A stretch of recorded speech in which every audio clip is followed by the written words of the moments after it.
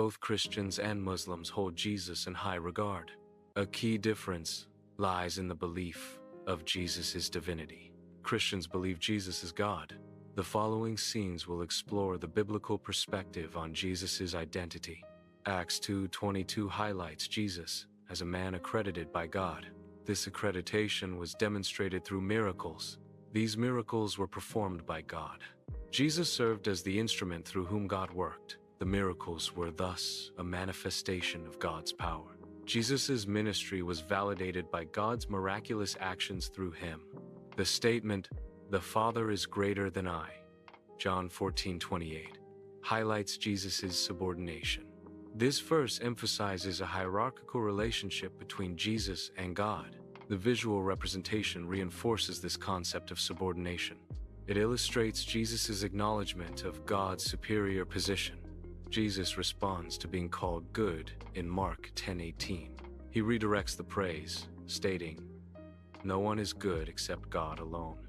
This highlights Jesus' humility and recognition of God's ultimate goodness. The scene emphasizes Jesus' acknowledgement of God's unique and unparalleled goodness. The Bible portrays Jesus engaging in common human activities. These activities include praying, a demonstration of reliance on a higher power. The scriptures also depict Jesus sleeping, a fundamental human need for rest. Eating is another human trait attributed to Jesus in the biblical texts. Furthermore, the Bible describes Jesus learning, indicating intellectual growth.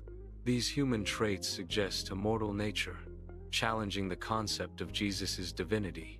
The passage, John 20:17, records Jesus saying, "I ascend to my Father and your Father, to my God and your God."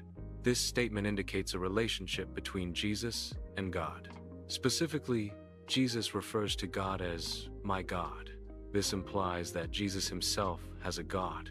The verse highlights Jesus' own submission and reverence to God.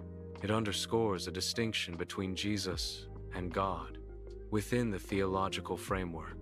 The first commandment is derived from Deuteronomy 6:4 and Mark 12:29. It states, "Hear, O Israel, the Lord our God, the Lord is one." This commandment emphasizes the singular nature of God. It asserts that there is only one God. The commandment calls for recognition and acknowledgement of God's oneness. It is a foundational principle in certain religious traditions. Luke 4:8 records Jesus' teaching on the proper object of worship. The scripture states, "Worship the Lord your God, and serve him only." This instruction emphasizes that worship is due solely to God. Jesus himself directs worship toward God, not toward himself. The passage reinforces the exclusive nature of worship owed to God alone.